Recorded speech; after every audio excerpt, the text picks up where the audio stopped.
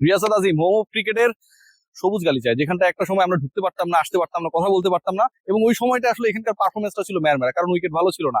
বাংলাদেশ জিতলে আলোচনা হতো যে বিষয় নিয়ে, সেটা হচ্ছে বাংলাদেশ জিততে পেরেছে কারণ এখানে গামিনী ডি সিলভা ধান ক্ষেত বানিয়েছে।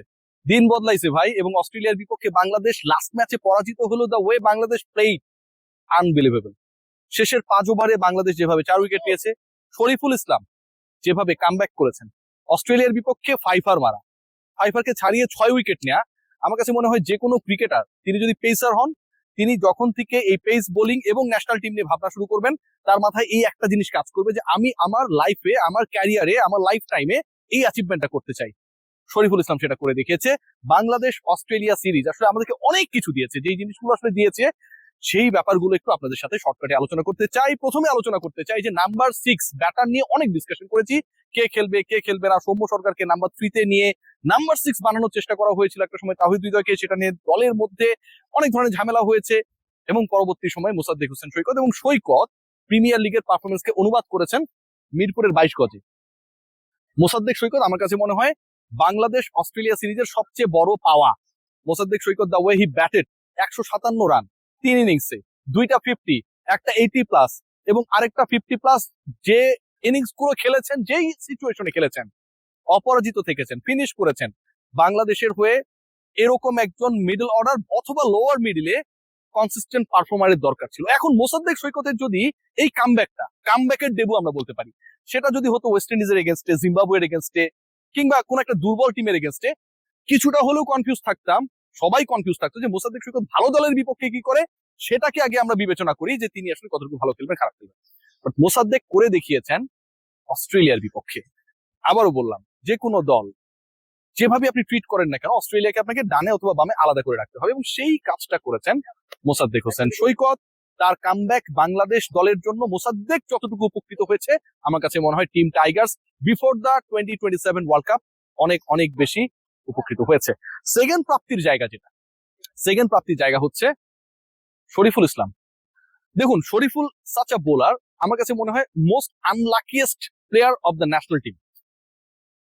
তিনি সুযোগ পান তখন যখন কেউ ইনজোর্ড থাকে, শরীফুল সুযোগ পান তখন যখন কারো ওয়ার্কলোড ম্যানেজ করতে হয়, তখন আমার ওই যে একজন রয়েছেন যে কারো পরিবর্তে, সেটা তাসকিন হতে পারে, সেটা মুস্তাফিজ হতে পারে, নাহিদ রানা হতে পারে, যে কারো পরিবর্তে আমি নামিয়ে দিতে পারি, আমার স্ট্যান্ড বাই একজন রয়েছেন শরীফুলের ক্যারেক্টারটা ন্যাশনাল টিমে এমনটাই হয়ে গেছে। আমি কাউকে ব্লেম করছি না, Bangladesh test bowling unit, Bangladesh pace bowling unit, সেটা অন্য 2 ফরম্যাটে হোক, যেভাবে হোক না কেন, খুবই প্রেজেবল কাজ করছে।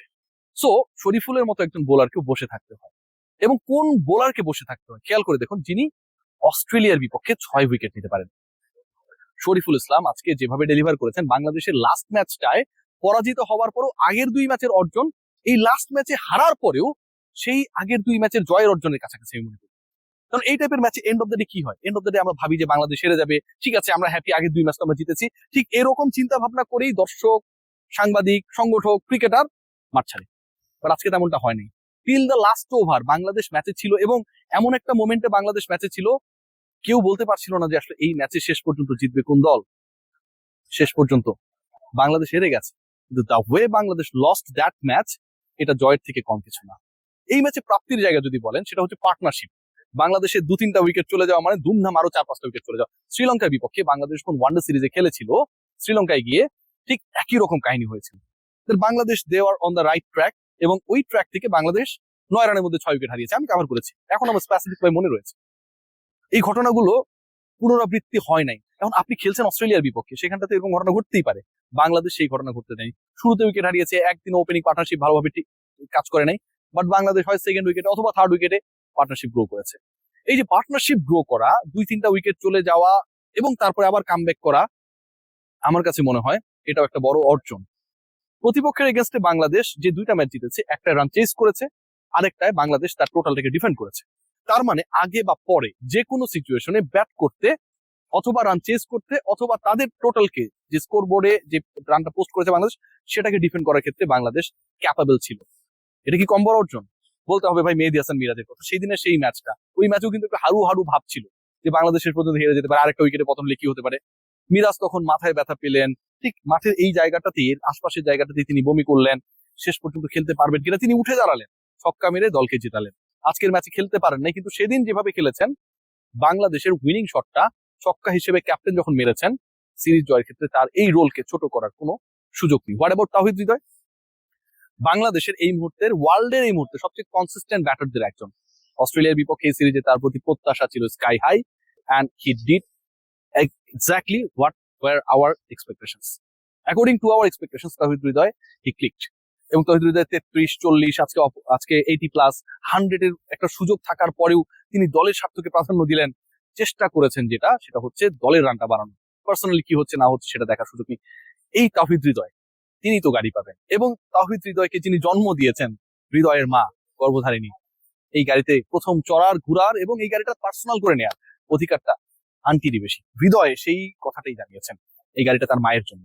অনেক অনেক দোয়া আন্টির জন্য, হৃদয়ের জন্য, তিনি যেন আরো আরো অনেক বেশি পারফর্ম করতে পারেন। সো ওভারঅল বাংলাদেশের নাহিদ রানা, বাংলাদেশের মুসাদ্দেক সৈকত, বাংলাদেশের নাজমুল শান্ত দুটো ভালো ইনিংস, তাওহিদ হৃদয়ের কনসিস্টেন্সি, শরীফুল ইসলামের এসেই জয় করা, তাসকিন আহমেদের এভরিডে ফার্স্ট ওভারে উইকেট নেয়া, মুস্তাফিজুর রহমানের মোমেন্টাম ক্রিয়েশন, এই সিরিজে বাংলাদেশ যা অর্জন করেছে গত 10 বছরে ওয়ানডেতে কোনো পার্টিকুলার সিরিজে এত বড় অর্জন করেনি। আর সবচেয়ে বড় অর্জনের নাম কি জানেন? আমার পেছনে ঢাকা উইকেট। অনেকটা উইকেটের ধরনটা হচ্ছে ইংল্যান্ড অস্ট্রেলিয়ার মতো। অস্ট্রেলিয়ানরা এখানটা এসে বলেছেন যে বাংলাদেশে এরকম উইকেট আমরা এক্সপেক্ট করি নাই, সাবকন্টিনেন্টে এরকম ডিফারেন্ট উইকেট আমরা এক্সপেক্ট করি নাই। বাংলাদেশ দেখিয়েছে যে প্রতিপক্ষকেই তাদের স্ট্রেংথ নিয়ে হারানো সম্ভব। এই এফোর্টটা যখন আমাদের পঞ্চপাণ্ডব ছিল তখনও টিম টাইগার্স দেয় না। এখন এটা নিয়ে অনেক আলোচনা হতে পারে, ক্রিকেটাররা চায় নাই, ম্যানেজমেন্ট চায় নাই, গামিনী পারে নাই, different discussion. But Bangladesh sporting উইকেটে অস্ট্রেলিয়াকে হারিয়েছে, বিশাল তৃপ্তির ব্যাপার। সবাই ভালো থাকবে, take great care, good luck to our team.